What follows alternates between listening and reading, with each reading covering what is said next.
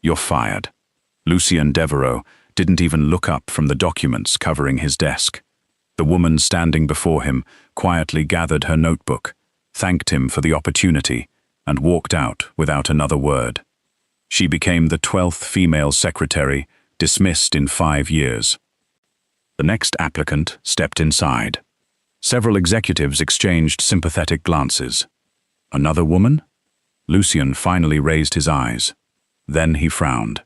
5 minutes later, he tore his own hiring policy in half. The boardroom fell completely silent. No one had ever seen the city's most feared mafia boss break a rule he had written himself.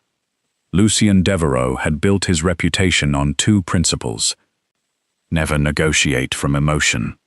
Never repeat a mistake. The second principle was the reason the chair across from his desk remained empty for nearly 10 minutes after the previous applicant left. He skimmed the next resume with little interest. Maren Holloway, 32 years old, nearly a decade of executive administrative experience, outstanding recommendations, no university connections to influential families, no glamorous profile photos attached, no attempts to embellish ordinary achievements, just facts. That alone made the resume unusual. Still, one detail erased any curiosity he might have felt. A female. Lucien placed the folder on the desk. Send her in. The conference room doors opened quietly. Maren stepped inside, wearing a navy business suit that had clearly been tailored for comfort rather than fashion. Her movements were calm, measured, and completely free of nervous theatrics. She offered a polite smile. "Good morning, Mr. Devereaux." Lucien didn't return the greeting. "Have a seat." She did. Silence lingered for several seconds as he observed her. Most applicants tried to impress him before the interview even began. Expensive watches, designer handbags, confident smiles that felt rehearsed. Maren simply folded her hands in her lap and waited. Lucien finally spoke. "Do you know why you're here? To interview for executive secretary?" "No," he leaned back. "You're here because a staffing agency ignored explicit instructions." She nodded once. "I assumed there had been some misunderstanding. You know I don't hire women. I read the policy. And you still came. The agency scheduled the interview. You could have declined." "I could have. Why didn't you?" Her answer arrived without hesitation. "Because professionalism means honoring commitments, even when the outcome seems unlikely." For the first time, Lucien looked at her a little longer. Interesting, not impressive, just unexpected. He opened her resume again. "Your references describe you as someone with an exceptional memory. They're kind." "I don't care about kindness." "I know, so prove it." He slid a legal pad toward her. "I'll read 30 appointments. Dates, locations, participants, and priorities. One time only. No notes?" "No notes." 20 executives, seated along the conference table, exchanged amused glances. Nobody had ever completed this test. Lucien spoke quickly, deliberately changing topics, dates, and locations without any recognizable pattern. International investors, board meetings, private dinners, legal consultations, security briefings. After nearly 8 minutes, he stopped. "Repeat them." Maren took a slow breath. Then she began. Not only did she recall every appointment, she reorganized them into chronological order. She identified 2 scheduling conflicts, suggested an alternative sequence, and quietly pointed out that one meeting would violate European time zone availability for an overseas client. Silence settled across the room. One executive frowned. Another checked the original schedule. She was right. Lucien said nothing. Before he could continue, the conference room doors burst open. A senior director rushed inside, visibly pale. "Mr. Devereaux," Lucien's expression hardened. "This meeting is private." "I'm sorry, sir. But we have a serious problem. What happened? The Hawthorne acquisition. Every executive stiffened. Lucian's voice became dangerously calm. What about it? The confidential negotiation files are gone. Someone whispered. Impossible. The director swallowed. The encrypted folder disappeared from the internal server this morning. When is the negotiation? In 42 minutes. And the backup. Corrupted. Another executive spoke quickly. We can't reconstruct everything. We'll have to postpone. We'll lose the acquisition. $500 million. Voices overlapped. People reached for phones. Assistants hurried in and out. Within seconds, the room dissolved into controlled panic. Only one person remained seated. Maren. She watched the chaos quietly. Then she asked a simple question. When was the last scheduling review? Nobody answered immediately. Finally, one vice president replied, 3 days ago. She nodded. I attended the preliminary coordination meeting as an observer for another department. Lucian turned toward her. You remember it? I remember everyone. She closed her eyes for a brief moment. The negotiation binder contained 12 primary documents. She began listing them. Purchase agreements, environmental compliance reports, tax summaries, insurance certificates, risk assessments, property evaluations. She continued without pause. Then she named which executive had been responsible for each file, which department finalized it, which legal revision had been approved, and even the order in which the documents had been presented during rehearsal. One executive interrupted. Wait. He opened his laptop. She's correct. Another compared archived emails. She's right again. Within minutes, every missing document had been reconstructed using departmental copies that no one had remembered existed. The negotiation package was restored. The crisis ended almost as quickly as it had begun. The room fell silent. Lucian stared at Maren. She hadn't asked for recognition, hadn't smiled in triumph. She simply straightened the stack of papers in front of her. As far as I can tell, she said gently, the meeting can still begin on time. For several long seconds, nobody spoke. Then Lucian reached into the folder marked Executive Hiring Policy. Without taking his eyes off Maren, he removed the signed document. The page declaring that no woman would ever again serve as his executive secretary. He tore it cleanly down the middle. The sound echoed through the conference room. You start Monday. Every executive froze. No one dared question the decision, because everyone in the room understood one thing. Lucian Devereux had just broken the only rule he had refused to bend for 5 years.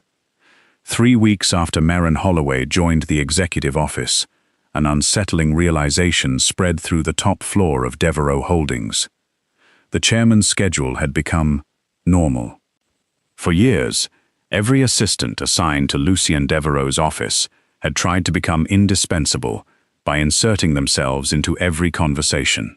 Some lingered after meetings hoping to earn personal favor. Others exaggerated minor accomplishments, believing praise was the quickest path to promotion. Maren did none of those things. She arrived every morning precisely 20 minutes before everyone else. She reviewed the day's agenda, verified every meeting room, confirmed every security clearance, checked every travel itinerary twice. By the time Lucian stepped off the private elevator, his day had already begun moving with quiet precision. He noticed it. He simply refused to admit it. One Monday morning, Lucian entered his office without acknowledging anyone. Maren looked up from her tablet. Good morning, Mr. Devereux. A slight nod was the only response. She wasn't offended. She had worked with enough demanding executives to understand that courtesy and warmth were not the same thing. At exactly 11:58, she knocked once before entering his office. You have 12 minutes before your conference call with Zurich. I know. You also skipped breakfast. I'm working. You've been working since 6. He continued signing documents. Without another word, Marin placed a neatly wrapped sandwich and a cup of black coffee beside his laptop. I didn't order lunch. No. Then why is it here? Because low blood sugar makes you noticeably less patient during negotiations. Lucien finally looked up. Is that a medical diagnosis? No. A psychological observation. For several seconds he stared at her, then returned to his paperwork. I'll eat later. You won't. I will. You have 7 consecutive meetings after Zurich. Silence. She turned toward the door. The coffee will still be warm for another 10 minutes. When she left, Lucien frowned at the untouched sandwich. 5 minutes later, it disappeared. The following afternoon, another small confrontation unfolded. Lucien emerged from a strategy meeting, already discussing the next acquisition with 3 senior executives. They continued walking toward the elevator. Marin intercepted them without hesitation. You have a dentist appointment. Lucien kept walking. Cancel it. I already rescheduled it twice. It isn't urgent. The dentist disagrees. One executive nearly laughed. No one interrupted the chairman over a dental appointment. Marin did. She calmly handed Lucien a folder. The next available opening is in 3 months. I'm busy. So are root canals. The hallway fell silent. Lucien slowly looked at her. She met his gaze without the slightest hint of fear. Finally, he sighed. Fine. The executives watched their chairman change direction toward the private exit. One whispered, Did she just win? Another answered, I think she planned the entire conversation. Incidents like that became surprisingly common. She reminded him to drink water before long presentations. Quietly removed duplicate meetings that assistants from other departments accidentally scheduled. Corrected travel plans before anyone noticed booking errors. Returned unsigned contracts to his desk before legal deadlines expired. She never announced these accomplishments. Often, Lucien discovered them only because a crisis never happened. The office itself began changing. Phones rang less often. Employees stopped running through hallways in panic. Board meetings started exactly on time. Even Elias Ward, the stern chief of security, noticed the difference.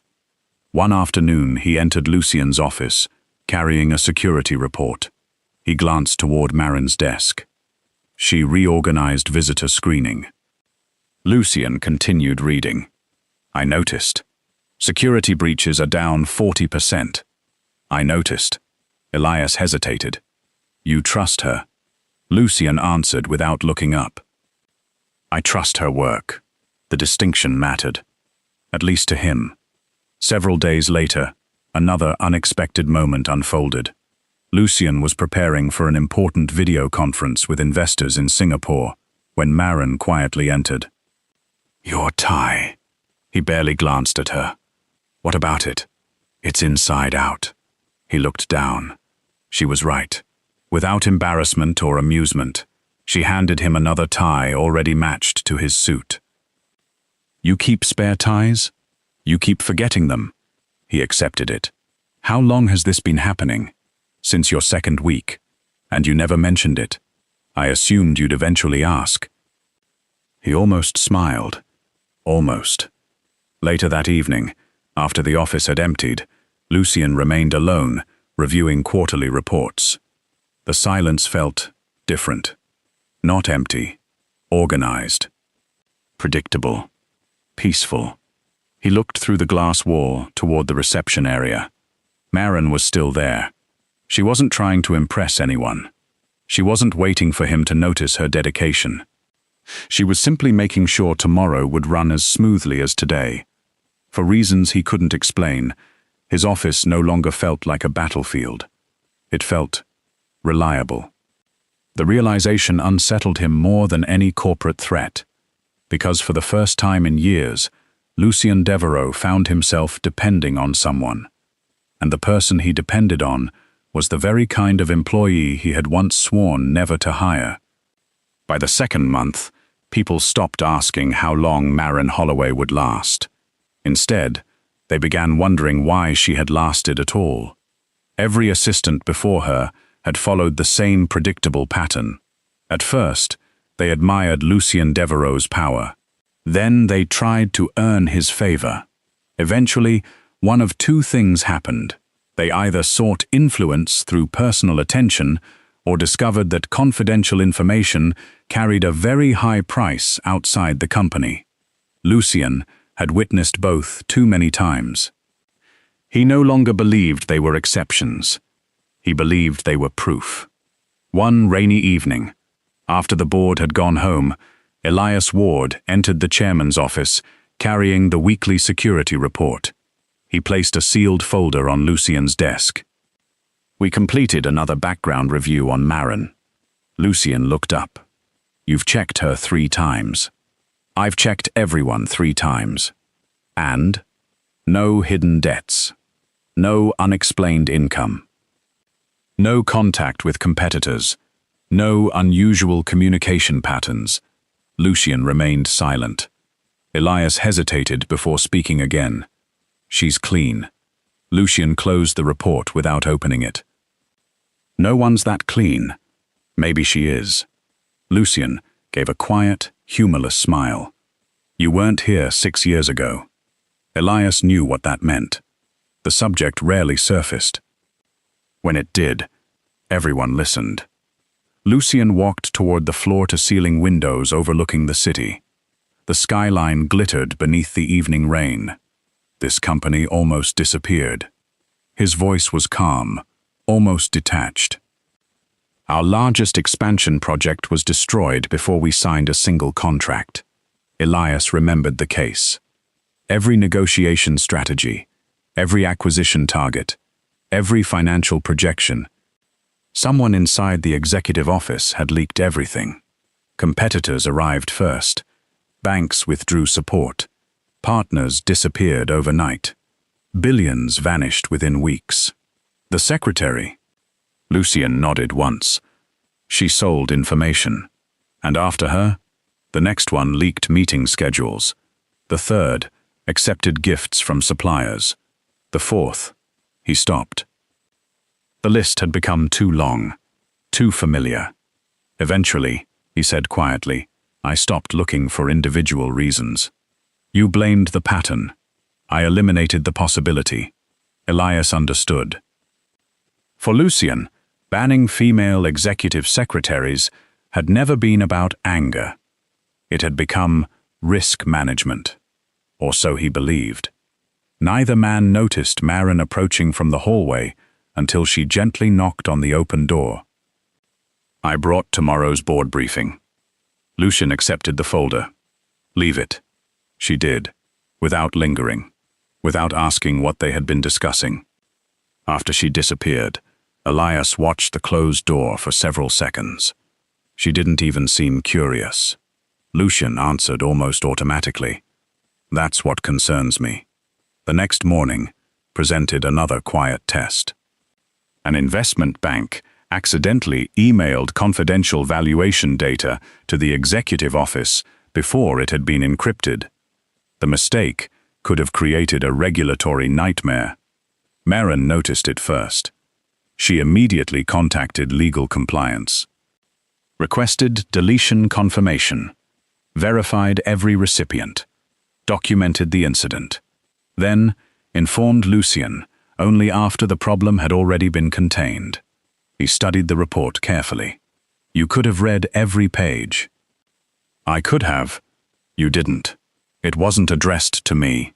Most people would have looked. Curiosity isn't part of my job description. Lucien searched her expression for signs of performance. There were none. She wasn't trying to impress him. She genuinely believed the answer required no praise. Days later, another opportunity arrived. One of the company's suppliers delivered an expensive designer handbag addressed to Maren. There was no card, only a handwritten note, a small thank you for making meetings easier. She carried the unopened box directly into Lucian's office. "This belongs in compliance." He looked at the package. "You don't want to know what's inside?" "No. It could be valuable. That's precisely why I shouldn't open it." Lucian pressed a button on his desk phone. "Security." Within moments, Elias entered. Marin handed him the sealed package. "Please log this as an attempted gift." Elias accepted it. When the door closed again, Lucian asked the question that had lingered in his mind for weeks. "Why?" She tilted her head slightly. "Why what? Why refuse something no one would ever know about?" Her answer came softly. "Because I would know." The room became unexpectedly quiet. No dramatic speech, no moral lecture, just 6 simple words. "Because I would know." For reasons Lucian couldn't fully explain, those words followed him throughout the day. He heard them during board meetings, while reviewing contracts, even during his evening drive home. Years of suspicion had taught him to believe trust was temporary. Marin behaved as though integrity existed, even when no one was watching. That idea felt unfamiliar, almost dangerous. Several days later, Lucian caught himself doing something he hadn't done in years. He left his office without locking the confidential cabinet behind his desk. Halfway down the hallway, he stopped. His hand instinctively reached for the office key. Then he looked back through the glass wall. Marin sat quietly organizing tomorrow's agenda.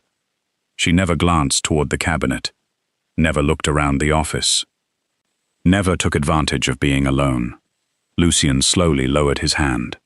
It was a tiny decision, almost meaningless.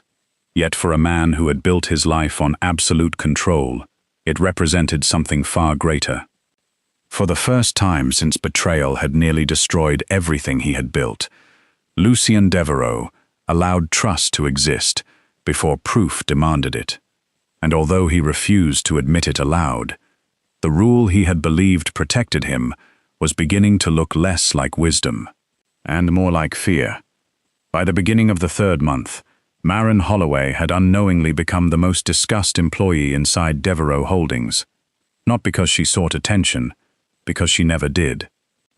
Executives who had once questioned Lucian's decision now found themselves relying on schedules Marin had coordinated.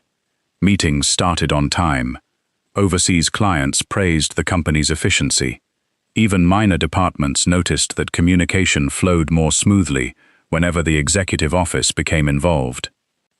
The improvements were impossible to deny, so people searched for another explanation. It isn't her. It's him.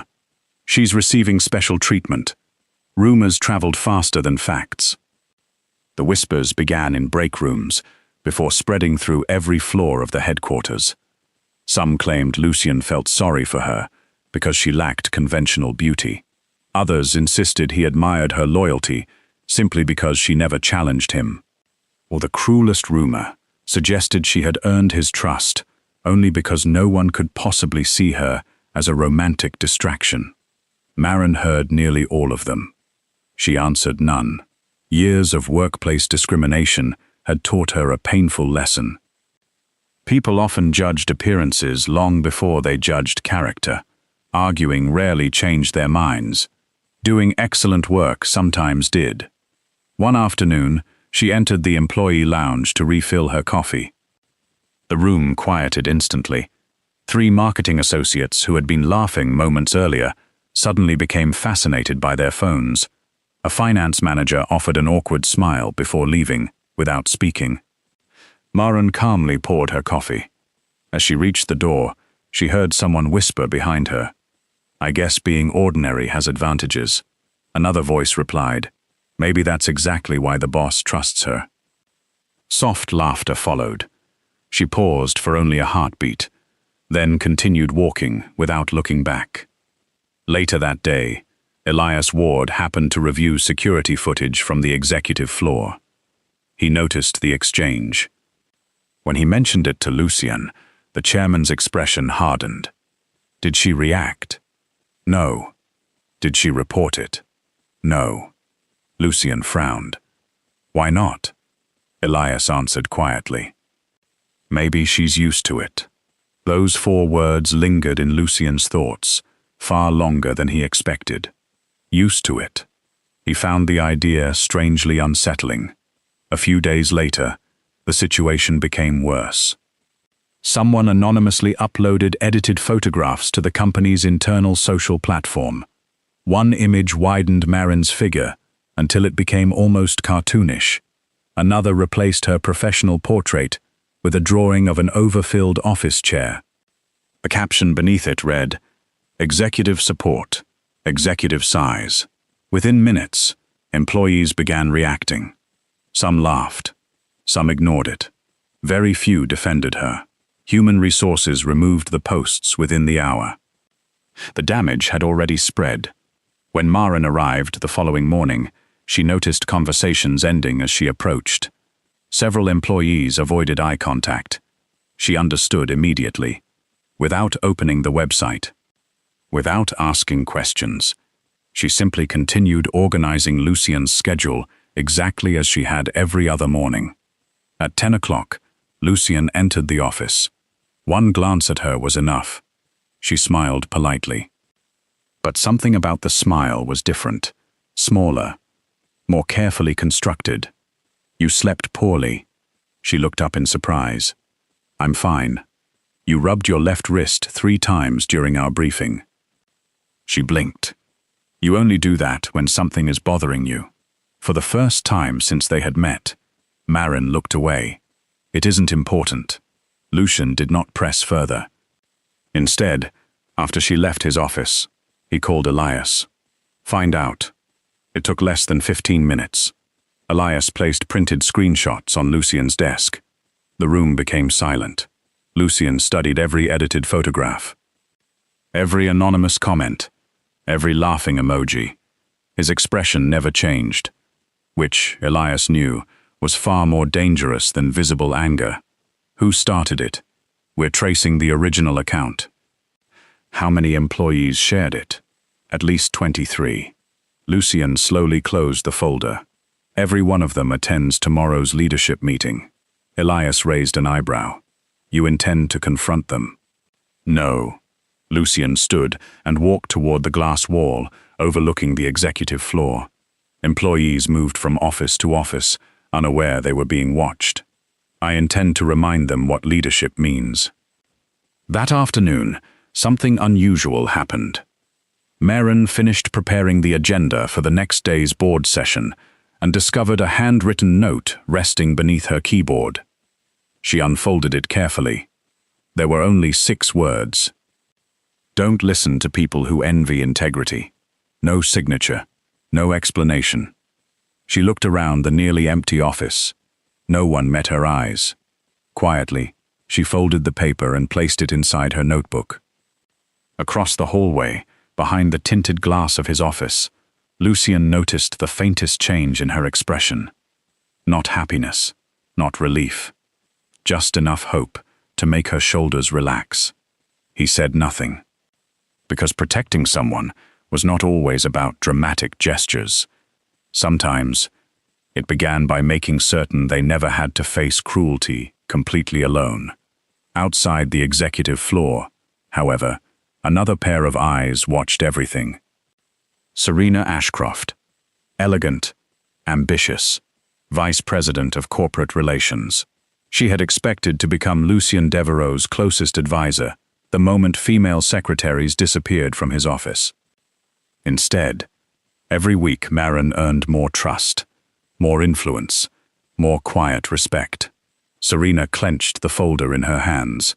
If whispers had failed, she would find a far more public way to remind everyone exactly where Marin Holloway belonged.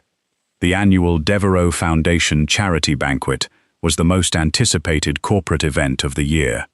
Business leaders, government officials, philanthropists, international investors, nearly every influential figure in the city gathered beneath the crystal chandeliers of the Grand Ashbourne Hotel. For one evening, billion-dollar negotiations gave way to polished smiles and carefully rehearsed conversations.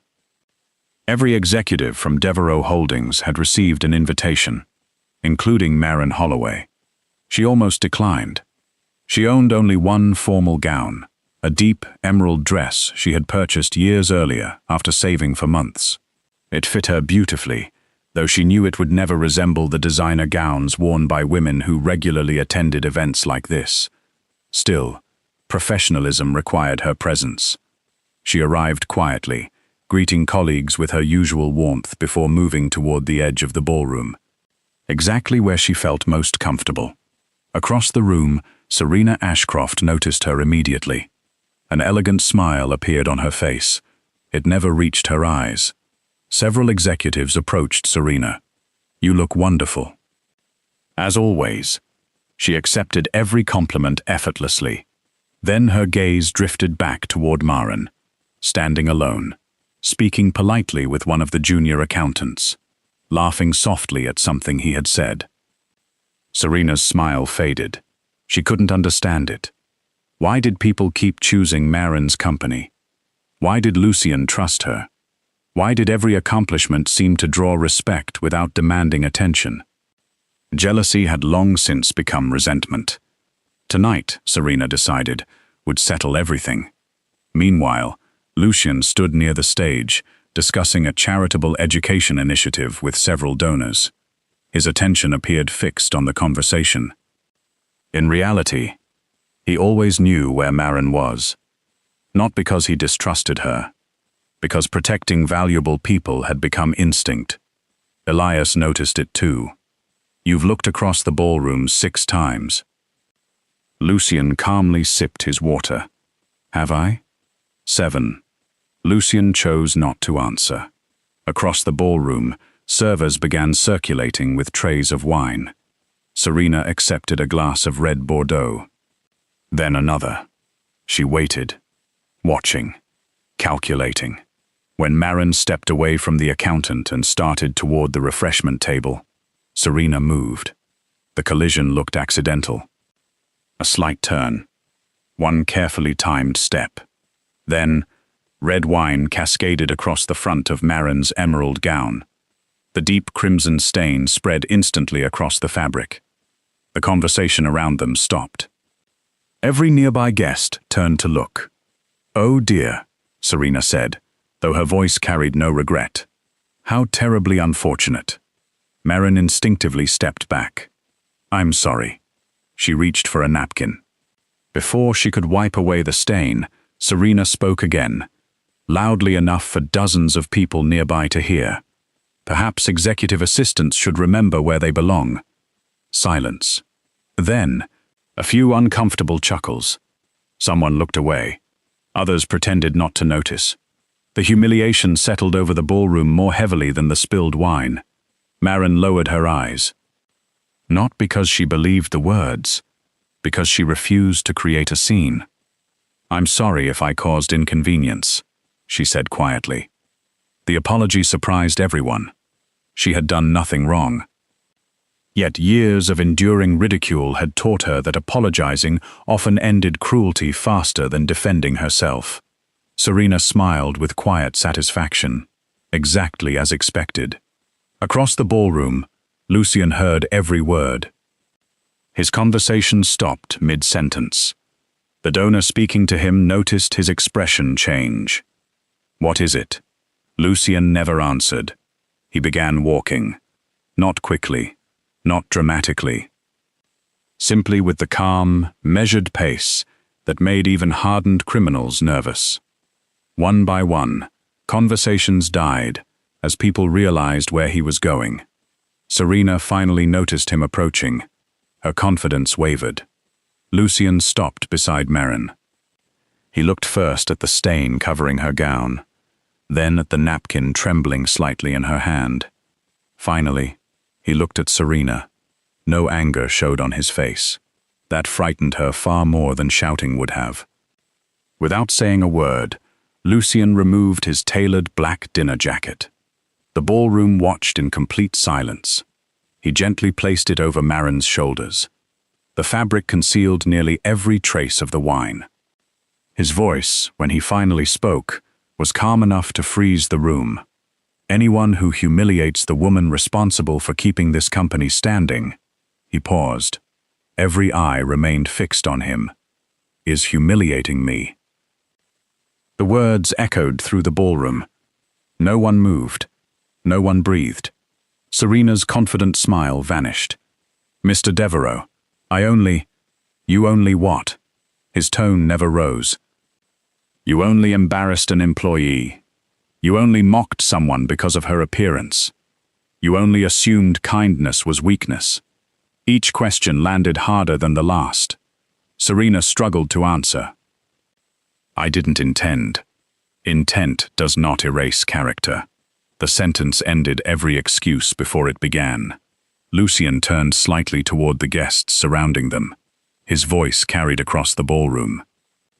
This company measures people by integrity, not appearance, not popularity, and certainly not by the cruelty they can disguise as humor.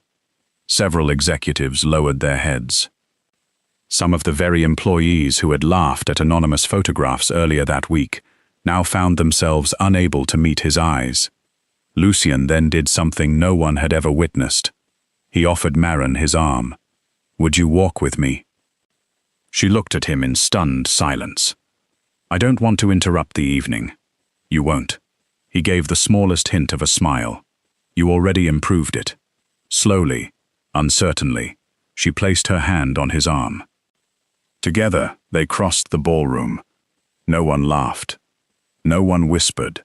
The same crowd that had watched one woman be humiliated now stepped aside with quiet respect. Elias observed everything from across the room.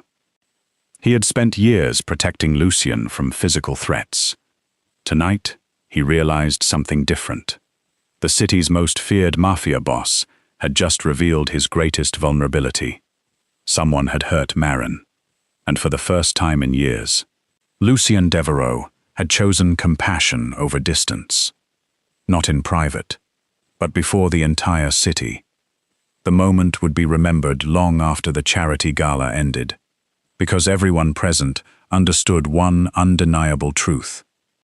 From that night forward, no one at Devereux Holdings would ever dare mistake Maren Holloway's place again.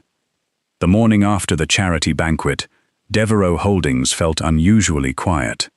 Not because employees had nothing to discuss, because everyone was discussing the same thing. Videos from the banquet had circulated among senior executives before sunrise. Although the event had been private, dozens of guests had recorded the moment Lucien Devereux placed his jacket over Maren's shoulders. More importantly, everyone had heard what he said. Anyone who humiliates the woman responsible for keeping this company standing is humiliating me. By 8 o'clock, the executive floor was almost silent. Conversations stopped whenever Maren walked past. Some employees smiled awkwardly. Others lowered their heads in embarrassment. The same people who had ignored anonymous insults only days earlier now seemed uncertain how to face her. Maren greeted everyone, exactly as she always had. Nothing more, nothing less. She had no desire to make anyone feel ashamed. She simply wanted another ordinary workday. Inside the chairman's office, however, Lucien sat staring at the city skyline instead of the reports covering his desk. For the first time in years, business wasn't occupying his thoughts. His own decisions were. A gentle knock interrupted the silence. Elias entered. You've received 3 calls from board members. I know. They're asking whether last night was intentional. Lucien finally looked away from the window. It was. They're worried. About what? That people may think emotion now influences your leadership. Lucien remained quiet for several moments. Then he surprised even himself. Perhaps it should. Elias blinked. That was not the man he had served for nearly a decade. Lucien noticed his reaction. I spent years believing distance created better judgment. And now, I've begun wondering whether distance simply made me blind. Later that afternoon, Lucian requested an executive leadership meeting. Every vice president attended. Department directors filled the remaining seats. Even Serena Ashcroft arrived, though the confidence she once carried had noticeably faded. Marin expected to take notes as usual. Instead, Lucian addressed the room before anyone sat down. There will be one item on today's agenda. No presentation appeared on the screen. No financial reports. Only silence. Lucian rested both hands on the conference table. For 5 years, I enforced a policy that prohibited women from serving as my executive secretary. Everyone listened without moving. I justified that decision as risk management. His voice remained calm, but it wasn't. He paused. It was fear. The room seemed to hold its breath. Lucian had never admitted weakness. Not publicly, not privately, not to anyone. I allowed the betrayal of several individuals to define an entire group of people. His eyes slowly moved around the table. I convinced myself trust no longer existed. No one interrupted. Then, Lucian looked directly at Marin. She seemed almost uncomfortable being the center of attention. You did not challenge my opinions with speeches. You never argued. You never asked me to reconsider my policy. His expression softened in a way few people had ever witnessed. You simply arrived every morning and gave me another reason to question my certainty. Marin lowered her eyes. Lucian continued. I believed competence and integrity were unrelated. You proved they belong together. Another long silence settled over the room. Then Lucian spoke the words no one expected to hear. I've heard people say you changed my rule. He slowly shook his head. No, you changed the man who wrote it. Several executives exchanged stunned glances. Serena stared at the conference table, unable to hide her disbelief. The chairman she had spent years trying to impress was thanking another employee. Not for ambition, not for influence, for character. Lucian turned toward the assembled leadership team. Effective immediately. The hiring policy banning female executive secretaries is permanently revoked. A quiet murmur spread through the room. He continued before anyone could respond. Future promotions will be determined by ability, nothing else. Then, for perhaps the first time since founding Devereaux Holdings, Lucian did something completely unexpected. He applauded. One deliberate clap. Then another. Every eye shifted toward Marin. She looked genuinely startled. I don't think this is necessary, she said softly. It is, Lucian replied. You've thanked this company every day through your work. It's time the company thanked you. Elias was the first to join the applause, then several directors, then the entire executive team. The sound echoed through the conference room. Marin stood motionless, overwhelmed by a feeling she had almost forgotten existed. Recognition. Not because someone pitied her, not because someone wanted something from her, because her work mattered. When the applause finally faded, Lucian spoke one last time. There is another change. He looked toward human resources. I want mandatory leadership training on professional respect, workplace dignity, and appearance-based discrimination. Several executives nodded immediately. No one objected, because after everything that had happened, there was nothing left to argue. As the meeting concluded, employees quietly began leaving the room. Marin gathered her notebook as always. Before she reached the door, Lucian spoke. Marin. She turned. Yes, Mr. Devereaux. He hesitated for only a second. It felt strangely unfamiliar. Then he said the simplest words in the English language, words he almost never offered anyone. Thank you. The room fell silent once more. Marin smiled. Not the careful professional smile she wore for clients. Not the polite smile she used to ease awkward conversations. This one reached her eyes. It has been an honor, she answered quietly. For the first time in many years. Lucien Devereux discovered that gratitude required far more courage than authority ever had. And in that quiet exchange, the final wall around his heart finally began to fall. 4 months passed after the charity banquet. Spring quietly gave way to early summer, and Devereux Holdings no longer resembled the company Maren Holloway had first entered. The atmosphere had changed. Managers who once overlooked junior employees now listened more carefully. Recruitment panels evaluated applicants without requiring photographs during the first screening stage. Leadership workshops on workplace respect had become mandatory. No one claimed the culture had become perfect, but it had become better. And almost everyone knew why. Ironically, the one person who never recognized her own influence was Maren herself. She continued arriving before sunrise. She still left, after making certain the next day's schedule was flawless. She still believed she was simply doing the job she had been hired to do. One Monday morning, Human Resources requested a confidential meeting. The conversation lasted less than 30 minutes. When Maren returned to her desk, she carried a sealed envelope in her hands. She stared at it for several moments before slipping it into her bag. Across the hallway, Lucien noticed. He said nothing. That evening, long after the executive floor had emptied, Maren knocked softly on his office door. "You wanted tomorrow's briefing?" She nodded. "And?" She hesitated. "I also wanted to thank you." Lucien looked up from his desk. "For what?" "For everything." Something in her voice made him set his pen down. She placed another envelope on his desk. "I won't be needing this anymore." Lucien frowned. "What is it?" "My resignation." The room became impossibly still. He looked from the envelope to Maren, then back again. Finally, he opened it. The letter was brief, professional, grateful, exactly the kind of resignation she would write.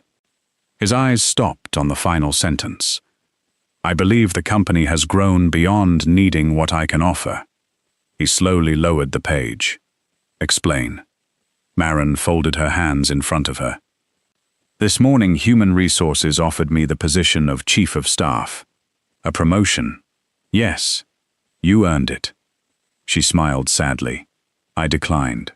Lucien's eyebrows lifted. "You declined? I think someone stronger should accept it." He stared at her as though she had spoken another language. "Why would you think that?" She looked toward the city lights beyond the windows. "When I came here, I expected to organize calendars. I never expected to become part of changing the company. You've accomplished that now. The systems work. The executives trust each other more. You no longer need someone constantly reminding you to eat lunch." A faint smile touched Lucien's face despite himself. "You still remind me. Old habits." Her smile faded. "You deserve someone more ambitious. Someone who can take the company even further. I've done everything I came here to do." She took a slow breath. "So it's time for me to leave." Lucien looked at the resignation letter again. For years, people had entered his office asking for promotions, raises, influence, recognition. This was the first time someone had voluntarily walked away after earning all of them. He stood. Not abruptly, quietly, as though he needed the movement to organize thoughts he had spent months refusing to acknowledge. He walked toward the window. The city stretched beneath them, alive with lights. "I used to think," he said at last, "that the strongest person in a company was the one giving orders." Maren remained silent. "I was wrong." He turned to face her. "The strongest person in this building has always been the woman everyone underestimated." She lowered her eyes. "Mr. Devereux." "No." His voice was gentle. "Let me finish." He stepped closer, not as a chairman addressing an employee. As a man speaking to the person who had quietly transformed his life. "I stopped needing a secretary months ago." Maren looked up, confusion crossing her face. He nodded. The calendars could be managed. The meetings could be delegated. The reports could be organized. Someone else could eventually learn every system you've built. He paused. But there is one thing no one else can replace. Silence settled between them. For perhaps the first time in his life, Lucien Devereux looked genuinely uncertain. I've spent years believing trust was impossible. You gave it back to me.